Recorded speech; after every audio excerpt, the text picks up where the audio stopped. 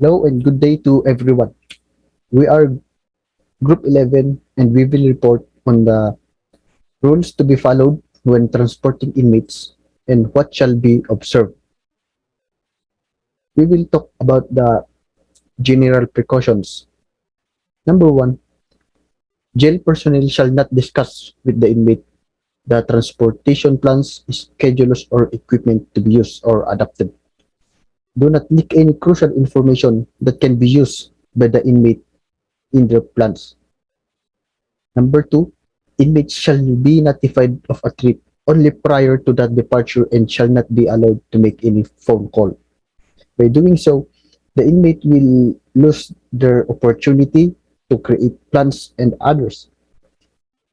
Number 3, prior to movement or transport, all escort personnel shall be given detailed instruction on their respective duties and responsibilities.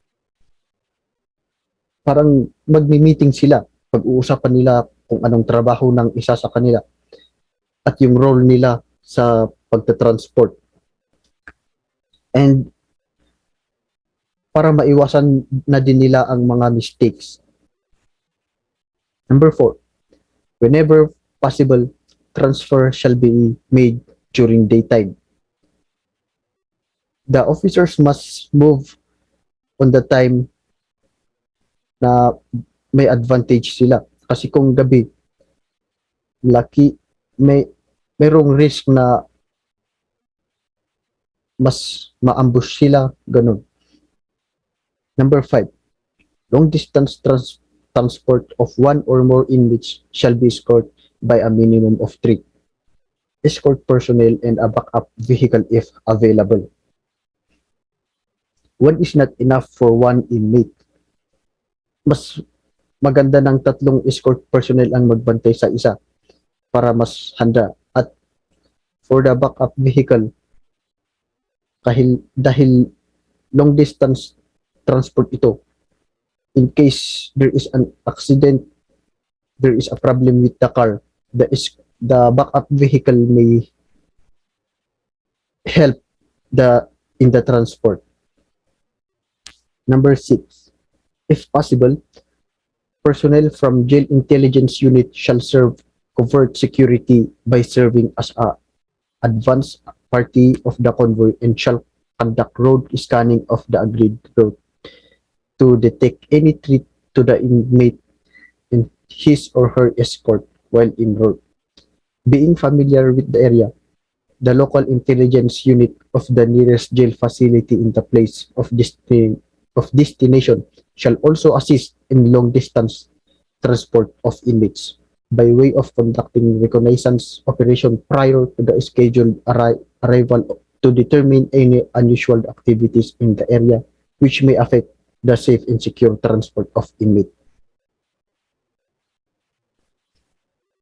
This is to prevent, parang kung example, yung to detect any threat, parang i-detect nila yung mga road blockage and they can change the plans early for a better transportation. Number 7, the most direct and shortest route to the destination shall be taken and no deviation shall be allowed except when security consideration requires otherwise.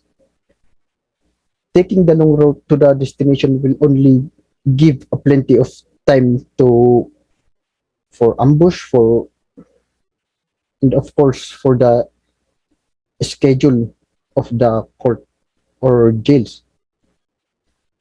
They can take long route if necessary, pero mas maganda talaga yung shortest route. Number 8, using rented vehicle shall not be allowed when transporting inmates. Using rented vehicle, hindi alam kung paano yun na maintenance. Hindi alam yung sakit ng vehicle. What if nasiraan in midway of transportation? Makakasagabal pa yun. So, rented vehicle shall not be allowed. Number 9, team leader of the escort personnel must be equipped with a two-way radio or a mobile phone. communication is very important for operations like this. They must always be connected for updates and reports, especially if they encounter accidents, ambush, or any other obstacle like that. Number 10, inmates inmates under escort shall always be under the watchful eye of the escort personnel. While in transit, the personnel shall stay close enough to the inmate to be able to respond effectively in case of emergency. If on board a prisoner's van, escort personnel shall not sit inside the van but shall instead strategically position himself or herself in the escort seat. The personnel must be always on high alert. Dapat bantayan nila yung inmate kasi mamaya inaalis na yung mga handcuffs, parang at iba pa. Number 11. While en route, escort personnel shall ensure that the sliding bolt lock of the back door of the van carrying the inmates is properly locked. Observe people and vehicles getting near their vehicle and remain prepared for any eventuality. Always expect the unexpected kasi hindi natin alam kung meron yung nagbabalak pumatay sa inmate, meron yung nagbabalak tumulong sa inmate mag-escape. So, we must always be on high alert. Number 12, escort personnel shall observe and follow the established guidelines in escorting high risk or high profile and VEOs, also known as violent extremist offender. At all times, they must follow the guidelines. Kasi yung guidelines yung magsisave sa kanila at yung guidelines na rin yung pagbabasihan nila kung anong dapat gawin. Number 13, escort personnel shall be the first one to disembark from the vehicle and shall position in a safe place to ensure clear vision of disembarking inmates. However, when boarding the vehicle, it should be the inmate who shall first board in the vehicle. Huwag nating hayaan na yung inmate yung unang lalabas kasi di natin alam, isasarahan nila tayo o isara yung door at saka ilak. May makakatakbo sila habang nandun ka sa loob na wala kang magawa. At kung when boarding, dapat sila yung unang pinapapasok at dapat nasa labas ka na nagbabantay. Number 40, escort personnel are justified in using deadly force to protect themselves and or the inmates from ambush or any deadly attack while in transport. It is considered self-defense. They have the right to protect themselves and they have the duty to protect the inmates from ambush and deadly attacks. Number 15, in case of an accident while en route, escort personnel shall secure and observe the inmates inside the vehicle. Let them stay inside the vehicle as much as possible. Apply first aid to injured inmates when necessary while waiting for law enforcement and emergency assistance. The chief escort shall also be informed about the incident and be updated of the development in the situation. Huwag palalabasin yung mga inmates kasi put in mind na baka pati yung personnel ay na-injured sa accident. Kaya kung nakalabas yan at tumakbo, walang makakahabol dahil na injured na rin kayo. So, always put them inside. And number 16, in the event that radio or mobile phone communication is not possible, escort personnel may flag down any motorist, identify themselves, and ask the motorist to notify the nearest law enforcement agency for assistance. Hindi ito yung paparain yung mga motorista at kukunin yung sasakyan. Iba yun. Dito, paparahin mo yung mga motorista at hihingi ka ng tulong. Hihingi ka na i-contact yung nearest law enforcement, yung mga nearest na police stations, ganun. Number 17. In the case of minor serious vehicular problem that can be repaired on the spot, escort personnel shall secure and observe inmates who shall remain inside the vehicle to the extent possible. Dapat huwag nilang hayaan na lumabas yung mga inmates at dapat nilang bantayan kasi ito ay isang opportunity para sa inmates. Naka-stop yung vehicle at pwede silang, kung makalabas man sila, pwede silang tumakbo at makatakas. Number 18. Maximum security measure shall be observed at all times in providing escort to high risk, high-profile inmates and VEOs following the ratio of 1:1 plus escort supervisor. Because we don't know when opportunities open a path for inmates. At saka, number 19, the driver shall not leave the vehicle while in court or other authorized destination and be watchful for any suspicious individual. Dapat meron at meron yung magbabantay sa vehicle. Kasi di natin alam, baka may baka may sumira sa mga brakes, baka may mag-flat sa sasakyan that can cause problems. Number 20, to avoid unnecessary stops while in transit, inmates should have relieved themselves from personal necessity. Dapat dito, kahit na lahat ng business sa CR dapat tinapos na ng mga inmates para wala ng problema kung natatransport na sila at hindi na kailangan na mag-stop yung vehicle. 21. The following basic security precaution shall be observed during transport of inmates. A. Do not allow inmates to tinker with the handcuffs. Don't let the inmate do it because it is already a sign of escaping.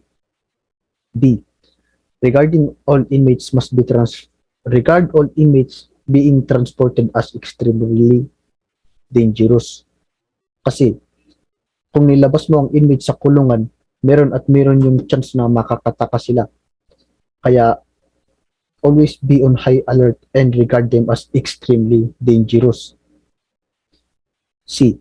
Adjust the cuffs properly for tightness to avoid the need of adjustment while en route and observe proper placement of handcuffs, which is either right to right or left to left. High risk or high profile inmates and violent extremist offender must be handcuffed at the back. Excuse me. Dito sa handcuffs, dapat comfortable na yung mga inmates bago pa sila lumabas sa jail. Kasi kung mag-a-adjust ka in the midway ng transportation, baka may open opportunity para sa kanila, lalo na sa mga high risk, high profile, mga dangerous. D. The escort shall always be on guard for any possible attack or ambush. Always put in mind na they are carrying high risk or high profile inmates, and there will always be a friend of them that are ready to set them free and use force if needed to. E. Escort personnel shall be extra careful not to sit, stand, or walk next to an inmate while carrying a gun to avoid being grabbed by the inmate. Ito yung dahilan bakit yung mga high profile inmates and VEOs ay nilalagay sa likod yung handcuffs. Kasi kung yung mga escort personnel makalapit sa kanila, biglang i-grab yung mga baril, magiging masama yun. F. Stopping along the highway while in transit is highly discouraged. Kaya dito dapat yung mga sasakyan, maintenance, hindi yung mga na-rent, yung mga business sa CR dapat tapos na. At saka yung mga escort vehicles na ay dapat sigurado na yung mga daanan hindi walang problema na doon para dire-diretso. G. Keep inmates inside the vehicle except when necessary. Dapat dito mula sa jail nakasakay na sila sa mga vehicles. Dapat hindi na sila lalabas doon hanggang sa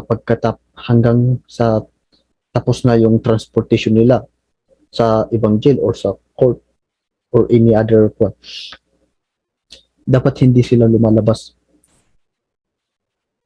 H.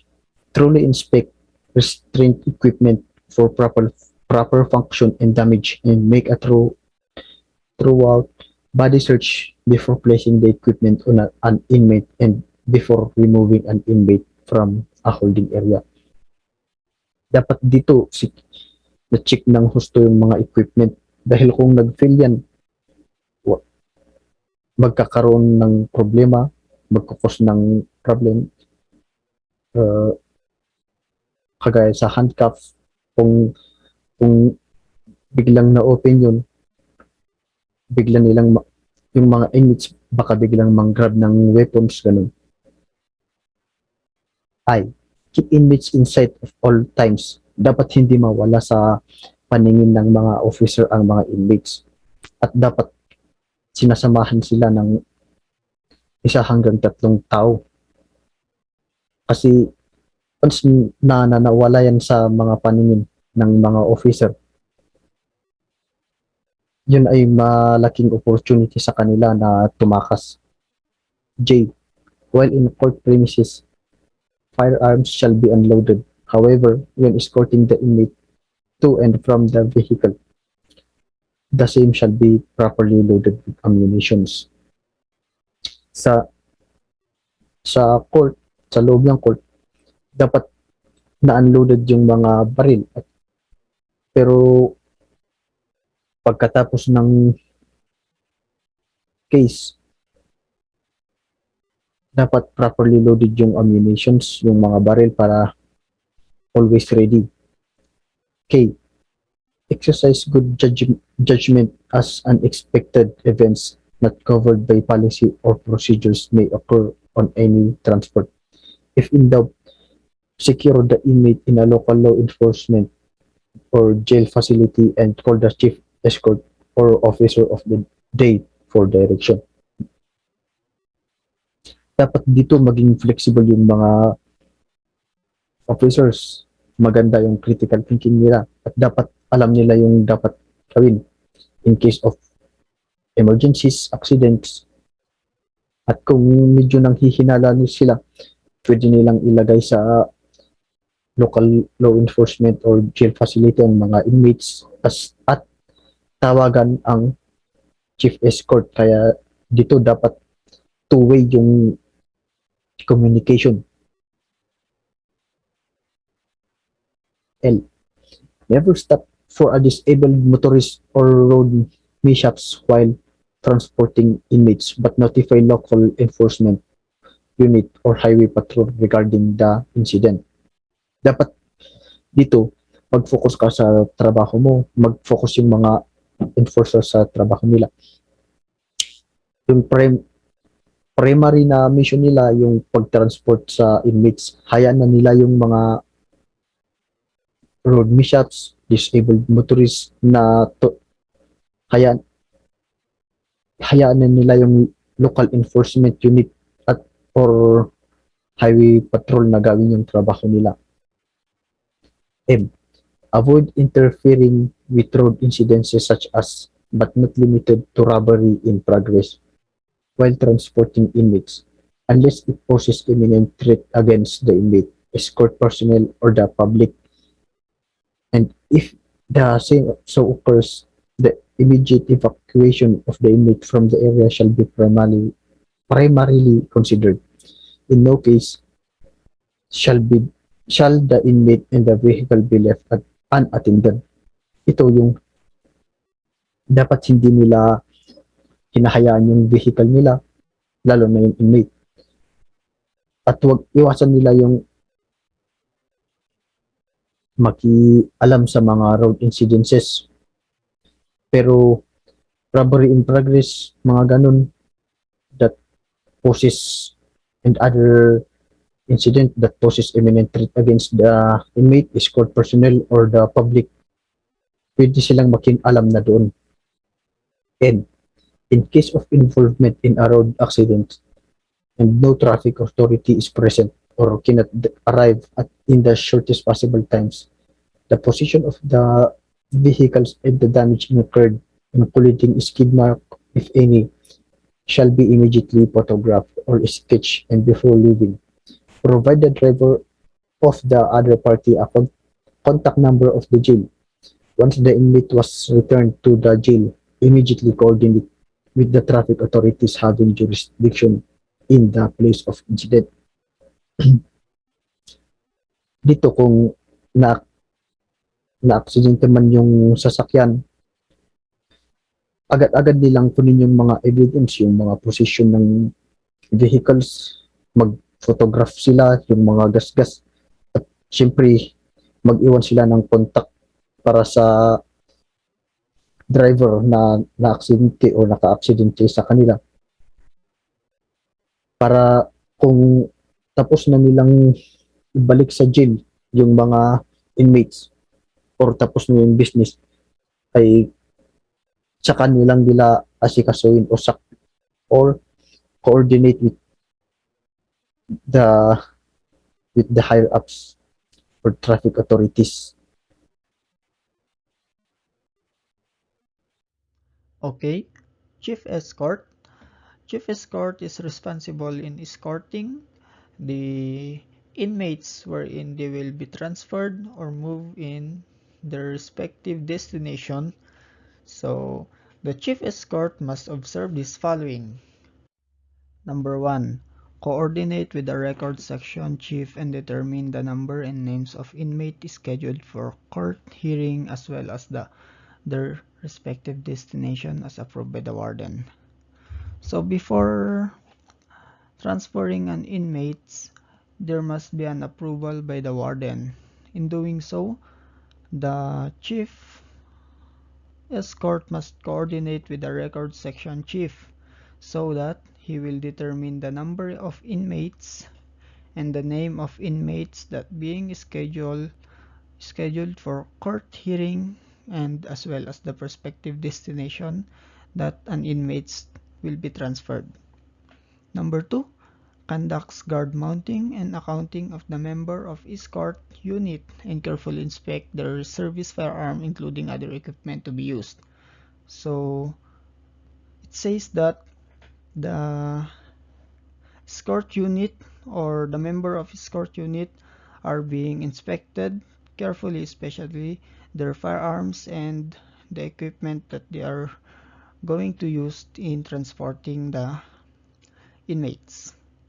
Number 3, coordinates with the custodial unit the list of inmates is scheduled for court hearing and assume responsibility over from them after they are properly accounted for and turned over by the custodial unit. 4. Coordinates in jail blotter the purpose, date, time, branch of court and other destination of each movement or transfer of inmates. Maintain a logbook or database for escort unit indicating their in the same data to include the date and time of arrival as well as the occurrence of untoward incident, if any, as well as the observation of any unusual movement of inmates and other people en route. So all activities or happening that happened on the process of transporting the inmates must be recorded or must be written in the logbook or database so that all records will be monitored or be recorded by the jail blatter. Number 5. Select escort personnel and designate a team leader who shall serve as the contact person for the duration of the transport of inmates. So in transporting an inmates, a contact person is very important so that if anything happens during the transportation of inmates, wherein the duration of transporting the inmates did not reach the time given, then the contact person is responsible in reporting the place or event that is occurring or occurred or happened when transporting the inmates. Number 6, accomplish the daily escort slip. Indicate the names of assigned escort personnel for each inmate.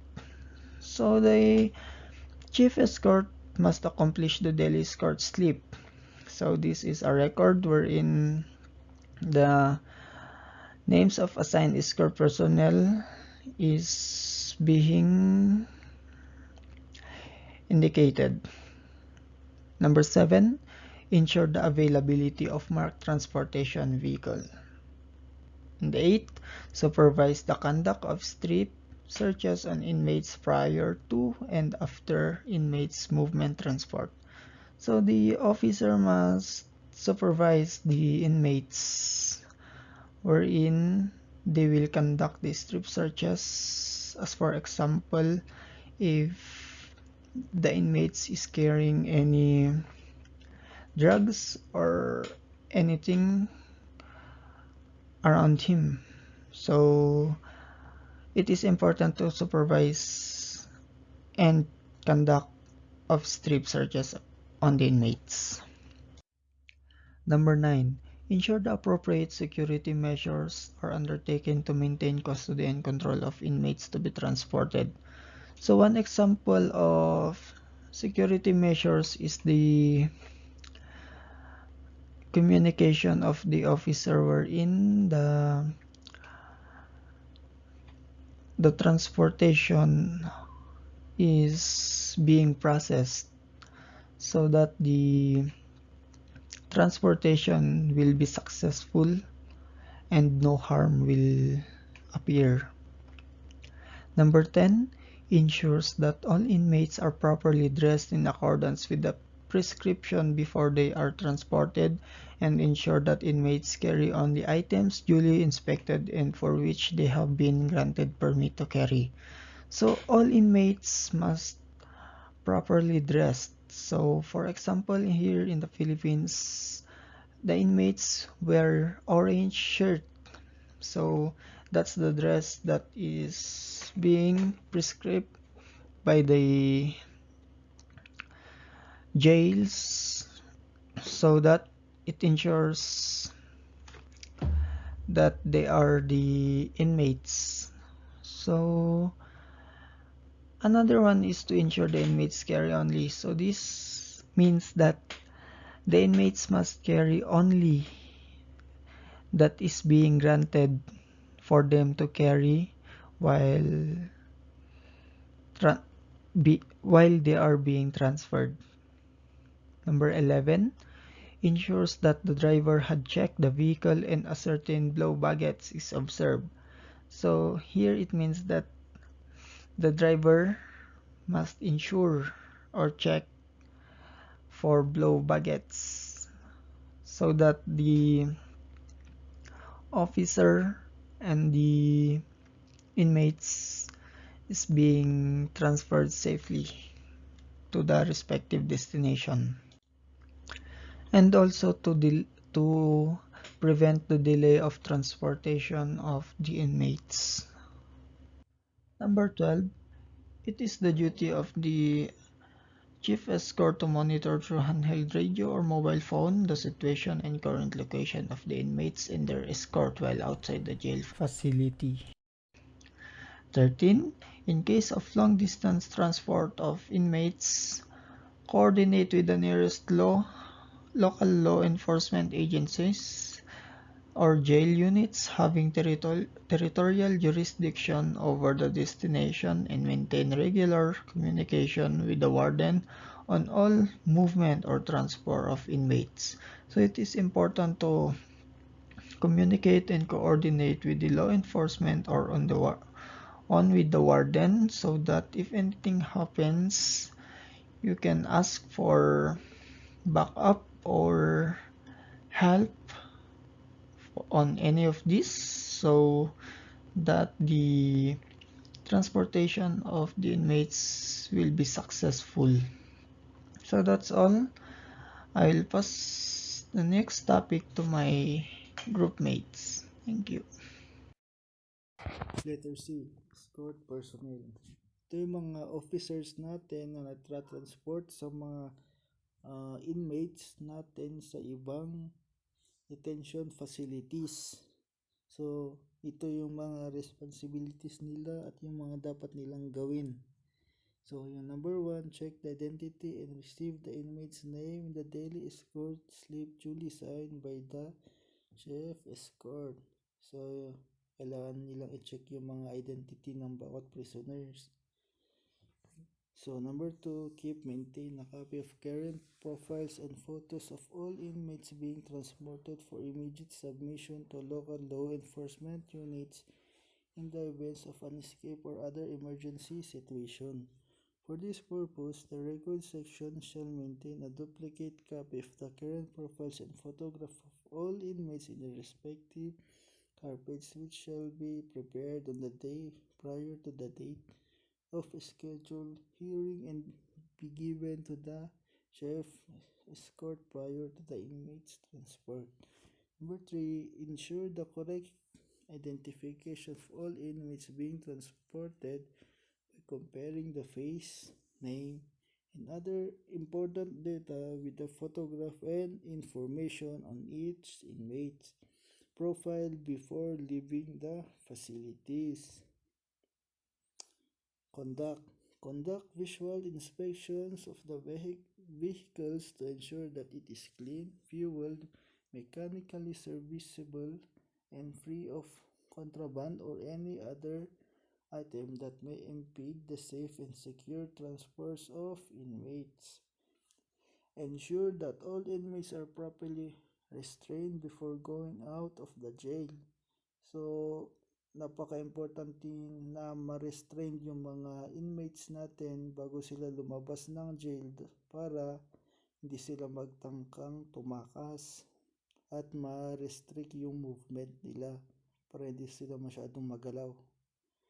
So, ascertain whether an inmate has a crippled, deformed, or very small hand that will allow him or her to slip the handcuff of his hand.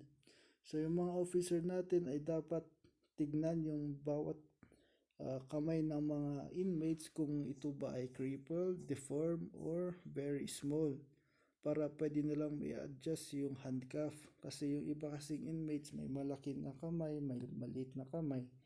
So, yun. Number 7, be armed with unauthorized and duly permitted weapons and ammunition. So, yung mga officers natin, kailangan din humawak ng mga authorized na mga barrel at duly permitted weapons.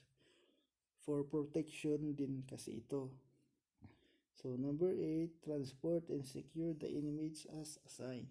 Number 9, maintain radio or mobile phone contact with the chief escort officer of the day in the jail. Escort team leader shall bring his mobile phone or hack out one from the supply officer for use if any and be updated of their location along the roadway to expedite the response from law enforcement units in case of any eventuality. So, yung mga radio at mga mobile phone ay napaka-importante sa mga officers na nagtra-transport ng mga inmates para ma-update yung mga nandoon sa office kung nasaan na nga ba sila or nakarating na ba sila sa pupuntahan nila. So let's go to letter D. Use of restraint. Use of restraints. In all instances, an inmate being moved shall be handcuffed. When two or more inmates are transported, each must be secured to the other. So, itong mga inmates na kapag sila ay namumove sa jail or prison, kailangan talaga silang may handcuff para hindi sila makatakas o magtangkang uh, tumakas o mga ganun. So, kung sila naman ay dalawa, kailangan na yung isang kamay ay nandun ay kumbaga magkasama sila. So, para mas kung ispanarigan na tumakas sila, mas madali silang mahabol dahil dalawa sila at pwede silang maghilaan. Kung sino yung mas mabilis na tumakbo, mahihila yung isa kasi mas mabagal. So, mas madali silang ma-corner. So, in no case shall an inmate be handcuffed in any part of the vehicle during transit to avoid being trapped in case of an accident. So, yung mga officers natin dapat hindi nila i-handcuff yung mga inmates sa mga parte ng mga vehicles. Dahil kung for example, kung nabangga yung vehicles na sinasakyan ng mga inmates at handcuff yung kamay nila sa part ng vehicles, hindi sila agad makakalabas ng vehicles. So, ito ay importante na dapat hindi hina-handcuff ng mga officers natin yung mga inmates sa part ng mga sasakyan. So, use additional restraint or limited restraints for special needs when necessary shall be authorized. So, punta naman tayo dito sa importance of restraints. Ito, naglagay ako ng 4 dito. So, pandagdag lang. So, yung number 1, to restrict violent movements. So, yung number 2, to reduce the potential for serious self-inflicted harm or to other inmates, prisoners. Yung number 3, to allow staff to safely move the inmates with virtually no risk of harm to the deputy inmates or other person. So, yung lastly is to restrict them in attempting to flee. So, yun lang mga and thank you. Let's go to the next reporter. So now let us go on to the special concerns. Number 1 here is the illness en route. It is in the event that an inmate becomes gravely ill while en route and there is no medical assistance available. The escort personnel shall make an arrangement for a medical examination at the nearest government hospital or medical facility. Letter B. The escort personnel shall contact the chief escort or officer of the day for further instruction, and should some escort personnel become ill during transport, the escort should secure the inmates in a nearest jail or police station and immediately notify the chief escort or police officer of the day. That is for the number 1. And let's go for the number 2. If an inmate escapes during transport, the escort personnel shall exhaust all means possible to immediately apprehend the inmate. If more than one inmate is being transported, at least one personnel shall remain with the inmate still in custody. The escort personnel shall notify the nearest law enforcement unit and the chief escort as soon as possible, because personnel shall remain in the vicinity of the place where escape happened to assist local law enforcement units. In the event that an escape or attempted escape has transpired in a public place, escort personnel shall not fire warning shots if time and no opportunity allows and no other person is near the escape. The personnel may shoot provided a verbal warning was made prior to the discharge of the firearm. And during meals, Escort personnel shall provide all meals and drinks with packed meals and drinks. Inmates' meals shall be served to the inmate in the transport vehicle, and the inmate shall be kept in restraint at all times. And for the restroom breaks, if possible, escort personnel shall coordinate restroom breaks with the nearest local law enforcement units or jail facilities, or in case of emergency, stop escort personnel should avoid congested areas, and escort personnel must inspect emergency stop areas before entry and keep the inmate under visual supervision at all times without removing the restraint. And lastly, for the contact to the public, escort personnel shall maintain low profile and shall avoid public contact while in the company of an inmate. Inmates shall not be allowed to make any phone call or contact with anyone while in transport. Unauthorized person shall not be allowed to get near the inmate. Only a lawyer or lawyers and court personnel shall be permitted to converse with the inmate. And no media interview shall be allowed for the inmate and or escort personnel based on the case of Andrea Rosal.